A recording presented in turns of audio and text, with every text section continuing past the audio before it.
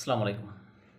আজকে আমরা আলোচনা করব কাতার ভিত্তিক সংবাদ মাধ্যম আল জাজিরার অনুসন্ধানী সাংবাদিক জুলকারনাইন সায়েদ। তিনি তার শুক্রবার বিকাল ৫টার একটু পরে তার ফেসবুকে পেজে একটা পোস্ট দিয়েছেন। সেখানে তিনি উল্লেখ করেছেন বাংলাদেশে কি একটা বিপ্লবী সরকার হওয়ার দ্বারপ্রান্তে বা হবে, এরকম একটা ইঙ্গিত তিনি দিয়েছেন। এই বিষয়টি আমরা আলোচনা করব। আশা করি আপনারা সম্পূর্ণ ভিডিওটা দেখবেন এবং আপনাদের মূল্যবান মতামত আমাদের কমেন্ট বক্সে লিখে জানাবেন। চলুন শুরু করা যাক। আপনারা জানেন যে এই যে আগামী শনিবার অর্থাৎ ২০শে ডিসেম্বর ২০২৫ রাজধানীর মানিক মিয়া এভিনিউতে অর্থাৎ জাতীয় সংসদের দক্ষিণ প্লাজায় এই যে ঢাকা ৮ আসনের স্বতন্ত্র সংসদ সদস্য পদপ্রার্থী জনাব ওসমান হাদির যে জানাজা অনুষ্ঠিত হওয়ার কথা, এই জানাজাকে কেন্দ্র করে বিভিন্ন মহল বলতে এই যে এনসিপি, জামাত, এই সমস্ত পক্ষগুলো নিজেদের সমর্থক গোষ্ঠীদেরকে ঢাকায় এনে জড়ো করবেন বলে জুলকারনাইন সায়েরের ওই প্রতিবেদনে উল্লেখ করা হচ্ছে।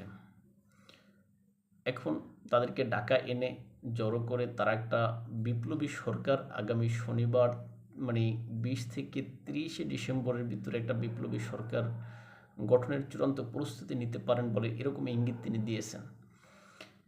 এখন জুলকারনাইন সায়েদ যেহেতু একজন অনুসন্ধানী সাংবাদিক, সেহেতু তার কথার অনেক ভিত্তি আছে বলে আমি মনে করি। কেননা আপনারা জানেন বাংলাদেশের সকল প্রশাসন যখন হাদির হত্যাকারীর বিষয়ে কোনো প্রতিবেদন বা কোনো তথ্য দিতে পারেনি, এক কথায় সেখানে এই যে আল জাজিরা ভিত্তিক সংবাদ মাধ্যম বা কাতার ভিত্তিক সংবাদ মাধ্যম আল জাজিরার একজন অনুসন্ধানী সাংবাদিক জনাব জুলকারনাইন তিনি যেভাবে যে তথ্য দিয়েছিলেন, হাদিকে কয়টা গুলি করার কথা ছিল, কয়টা গুলি হয়েছে, বন্দুক জাম হয়ে যাওয়ার কারণে নাকি গুলি করতে পারেনি, তারপর তিনি কোথায় পালিয়েছেন, কিভাবে পালিয়েছেন, তাকে কে রিসিভ করছে, ইত্যাদি ইত্যাদি তথ্য তিনি যেভাবে দিয়েছেন, যেটা আমাদের গোয়েন্দা সংস্থা দিতে পারেনি, এটা বলার মানে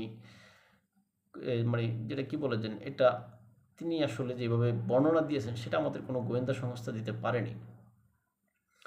এখন সেই জুলকারনাইন সায়ের তিনি এই যে বিপ্লবী সরকারের বিষয়ে যে তথ্যটা নিয়ে আসছেন, আবার বাংলাদেশের অন্যান্য বিভিন্ন বিশ্লেষকগণ তারা যেভাবে দেখছেন যে আসলে হয়তো উপদেষ্টা পরিষদে সবাই একসাথে পদত্যাগ করতে পারে, এরকম একটা গুঞ্জনও রয়েছে। সব মিলিয়ে দেশের পরিস্থিতি যেরকম একটা গোলাটে হচ্ছে, এই গোলাটে পরিস্থিতিতে আসলে কখন কি হয়ে যায় বলা যায় না। এদিকে আমরা শুনতেছি যে এই যে প্রবাসী সাংবাদিক বা যিনি গুজবের মাস্টারমাইন্ড হিসেবে পরিচিত, এই যে জনাব ইলিয়াস হোসাইন, তার যে ফেসবুক ভেরিফাইড পেজটা আছে সেটা এই যে মেটা অর্থাৎ ফেসবুকের কোম্পানি যে মেটা কোম্পানি, এই মেটা কোম্পানি আপনার ইলিয়াস হোসেনের ভেরিফাইড পেজটা সরিয়ে নিয়েছে। এখন যদি এটা সরিয়ে না নিত, হয়তো আমরা ইলিয়াস হোসেনের কাছ থেকে হয়তো এরকম তথ্য পেতাম বলে আমি মনে করি। এখন যেটাই হোক, যদি বিপ্লবী সরকার হয় তাহলে আসলে বিপ্লবী সরকার কি ভালো হবে কিনা খারাপ হবে সেই বিশ্লেষণ আমরা এখন যাচ্ছি না বা যাওয়ার দরকার আছে বলে আমি মনে করি না। কেননা আপনারা জানেন ৫ই আগস্ট আওয়ামী লীগ সরকার পতনের পর একটা পক্ষ তখন চেয়েছিল বিপ্লবী সরকার করবে, কিন্তু কোনো অদৃশ্য কারণে তারা করতে পারেনি। এখন যদি ওই মুহূর্তে বিপ্লবী সরকার হতো তাহলে হয়তো দেশের এত নাজুক পরিস্থিতি হতো কিনা আমি জানি না, কিন্তু দেশের হয়তো ভালো হতো আমি মনে করি। কিন্তু এটা এতদিন পরে এসে তারা কি বিপ্লবী সরকার গঠন করতে পারবে কিনা, এখানে বিএনপি কতটা সমর্থন দিবে, নাকি বিএনপিকে এই যেন আওয়ামী লীগের মতো মাইনাস করে রেখে তারা বিপ্লবী সরকার গঠন করবে, সেটা তারাই ভালো জানে। তবে রাজধানীতে এই যে শুক্রবারে বিকেলের পর কিছু পরে যে ওসমান হাদির যে মরদেহ ঢাকা হযরত শাহজালাল আন্তর্জাতিক বিমানবন্দরে আসলো, সেখানে তাকে রিসিভ করার জন্য বা এই মরদেহ রিসিভ করার জন্য আমরা দেখলাম যে বিএনপির পক্ষ থেকে জনাব সালাউদ্দিন আহমেদ, আর জামাতের পক্ষ থেকে আপনার জামাতের সেক্রেটারি জেনারেল জনাব গোলাম পরোয়ার এবং এনসিপির শীর্ষ নেতৃবৃন্দ এবং আরও অন্যান্য দলের কিছু নেতৃবৃন্দ সেখানে উপস্থিত ছিলেন। এখন সেখানে আমরা একটা দৃশ্য দেখলাম যে এখানে এই যে সকল পক্ষগুলোই হাদির মরদেহের যে কফিন রয়েছে সেটা ধরে একটা শপথ গ্রহণ করছে। এখন কী শপথ গ্রহণ করছে তারা সেটা ভালো জানেন। এখন জুলকারনাইন সায়েরের তথ্য অনুযায়ী যদি আগামী ইভেন 20শে ডিসেম্বর যদি এরকম কোনো তথ্য আমাদের সামনে আসে, আসলে এটা কিরকম হতে পারে বলে আপনি মনে করেন? আমার কাছে এটা আসলে ওরকম সত্য মনে হয় না, কেননা জুলকারনাইন সায়ের যে সমস্ত কথাবার্তা বলেন অধিকাংশগুলোই নিজের মানে কি বলে, নিজের হাইপ তোলার জন্য নিজের পক্ষে এইভাবে তিনি বলে থাকেন।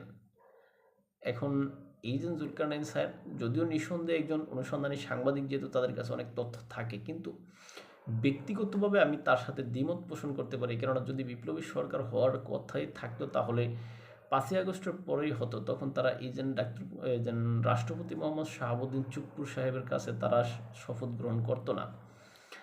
এখন তখন যেহেতু তারা ব্যর্থ হয়েছে, এখনও ব্যর্থ হবে বলে আমি মনে করি। সুতরাং এই যে এখন যে সুষ্ঠু একটা নির্বাচন দেওয়ার ঘোষণা বা তফসিল ঘোষণা করা হয়েছে ডক্টর মোহাম্মদ ইউনূসের পক্ষ থেকে, এখন ডক্টর মোহাম্মদ ইউনূস কি ওই তফসিল অনুযায়ী নির্বাচন দিতে পারবেন কিনা সেটা তিনি হয়তো ভালো জানেন, বা তিনি দিবেন কিনা। আবার অন্যদিকে তারেক রহমান সাহেব তিনি আগামী 25 তারিখে বাংলাদেশে আসতেছেন, এরকম খবর বিএনপির পক্ষ থেকে বলা হচ্ছে। এমনকি তারেক রহমান সাহেব নিজেও বলতেছেন, এখন দেশের বর্তমান এই সমস্ত পরিস্থিতি বিবেচনায় তারেক রহমান সাহেব কি আসলে আসতে পারবেন কিনা বা আসবেন কিনা সেটা তারাই হয়তো ভালো জানেন। কেননা আপনারা জানেন যে আমরা যেই তথ্য পেয়েছি সেই তথ্যর ভিত্তিতে এটুকু বলতে পারি যে তারেক রহমান সাহেব নাকি আসার জন্য যে ফ্লাইট রিজার্ভ করা হয়ে গেছে, তারপর আপনার ইত্যাদি ইত্যাদি সব প্রস্তুতি সম্পূর্ণ। এখন আপনারা অনেকেই জানেন, আবার তারেক রহমান সাহেব এর আগেও কয়েকবার আসার যে তারিখ ঘোষণা হয়েছিল, তখন বিএনপির পক্ষ থেকে বলা হয়েছিল তারা এজেন্ট প্লেন রিজার্ভের বিষয়গুলো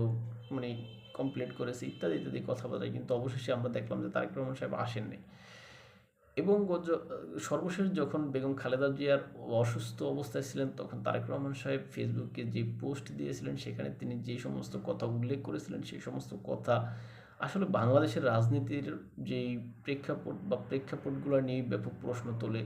যে সমস্ত অনির্দিষ্ট বা যে সমস্ত মানে অপ্রকাশিত যে কারণের কথা তারেক রহমান সাহেব নিজে বলতে চেয়েছেন, এই সমস্ত কারণগুলো যদি দেখি আমরা, তাহলে তারেক রহমান সাহেবের আশা আসলে বাংলাদেশে অনেক কষ্টসাধ্য বিষয় হবে। কিন্তু তারপরও বিএনপির পক্ষ থেকে যেটা ঘোষণা করছে যে আগামী 25শে ডিসেম্বর তারেক রহমান সাহেব দেশে আসবে, সুতরাং বিএনপি ওইরকম পরিস্থিতি সম্পন্ন করেছে বলে আমি মনে করি। দর্শক, আপনারা জানেন ইতিপূর্বে অর্থাৎ গতকালকের আমরা যে সমস্ত ভিডিও করেছি, ওই সমস্ত ভিডিওতে আমরা বলেছি যে তারেক রহমান সাহেবের আসলে এই মুহূর্তে আসা উচিত, কেননা তিনি যদি এই মুহূর্তে না আসেন, তার যেই একের পর এক যদি তিনি এরকম মানে আসার ঘোষণা দিয়ে ওই তারিখ যদি তিনি মিস করেন, তাহলে এটা আসলে তাদের মতো মানুষের জন্য ব্যক্তিত্বের হানি ঘটে বলে আমি মনে করি। সুতরাং আমি ব্যক্তিগতভাবে চাই যে তারেক রহমান এই মুহূর্তে দেশে আসলে দেশের কল্যাণ হবে, বই কি খারাপ হবে না। সুতরাং তারেক রহমান সাহেব তিনি আসবেন বলে আমি মনে করি। কিন্তু যদি এই বিপ্লবী সরকার গঠিত হয়, এই বিপ্লবী সরকারে কারা থাকবে, কারা এখান থেকে বাদ যাবে, এই সমস্ত বিষয়গুলো বড় প্রশ্ন হয়ে দাঁড়াবে। এখন বিপ্লবী সরকার কালকে গঠন করে ফেলাবে, বিষয়টা এরকম না। অর্থাৎ কালকে থেকে হয়তো এরকম প্রসেস নিতে পারে, তারা আস্তে আস্তে হয়তো আগে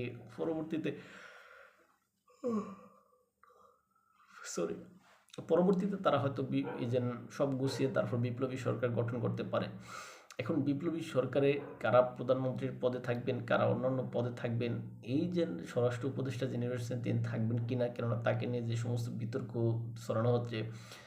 তারপর সাদিক কায়েমরা যে সমস্ত উপদেষ্টাদের পদ চেয়েছিলেন, এখন উপদেষ্টা পরিষদরা কি সংস্কার করে এখানে নতুনভাবে কি কাউকে নিয়োগ দিয়ে তারপর কি বিপ্লবী সরকার হবে, নাকি এই প্যাটার্ন রেখেই বিপ্লবী সরকার হবে, সেটা হয়তো সময় বলে দেবে। কিন্তু এই মুহূর্তে বিপ্লবী সরকার হলে এটা প্রশ্নবিদ্ধ হবে, এটা মানুষ বলবে যে আগে কেন করে না, এত বছর মানে এত মাস পরে আইসা কেন বিপ্লবী সরকার গঠন করছে, ইত্যাদি ইত্যাদি প্রশ্ন তুলবে। সুতরাং যারা এই সমস্ত কার্যক্রমের সাথে জড়িত হবেন বা যারা এই যে বিপ্লবী সরকার গঠনের প্রচেষ্টা হাতে নেবেন, তাদেরকে এই সমস্ত বিষয়গুলো, অর্থাৎ আমাদের মতো সাধারণ মানুষ আছে যারা, এদের বিষয়গুলো ভাবতে হবে, যেন এরা কি প্রশ্ন করে, যে এই সমস্ত বিষয়গুলো লক্ষ্য রাখতে হবে বলে আমি মনে করি। এখন তারা যদি সেটা না করে হঠাৎ করে এসে যদি বিপ্লবী সরকার গঠন করে, এটা আসলে জনগণের প্রশ্ন দেখা দেবে। তাই জুলকারনাইন সায়ের যে তথ্য দিয়েছেন, আমি আবারও বলছি, এটা হয়তো সঠিক হতে পারে, আবার ব্যর্থ মানে ব্যাঠিকও হতে পারে। কারণ একজন সাংবাদিক তার যে সমস্ত কথাবার্তাগুলো বলে এরা তার আসলে অনুমান নির্ভর কথাবার্তাগুলোই বলে। তবে কিছু অনুসন্ধানী সাংবাদিক যারা থাকে এরা আসলে একটু কিছুটা না কিছু প্রমাণের সাপেক্ষে বলে। সুতরাং জুলকারনাইন সায়ের তিনি যেহেতু একজন অনুসন্ধানী সাংবাদিক, সুতরাং তিনি প্রমাণের ভিত্তিতে বলেছেন বলে আমি মনে করি। কিন্তু ব্যক্তিগতভাবে আমি মনে করি না যে বিপ্লবী সরকার হবে, এটা আমি মনে করি না। তাই যেটা হোক আগামীকালকে দেখা যাবে যে আসলে হাদির জানাজাকে কেন্দ্র করে কি হয়, সেটা পরিস্থিতি কোন দিকে যায় সেটা কালকেই দেখা যাবে। তাই ভালো থাকবেন সবাই, দেখাবো অন্য কোনো ভিডিওতে অন্য কোনো বিষয়। আমাদের যদি আপনারা ফলো করতে চান ইউটিউব এবং ফেসবুকে স্বপ্নচারীর কথা নামে, ইনস্টাগ্রাম ও টিকটকে এনে তো সামনে দেখতে পারেন। আল্লাহ হাফেজ।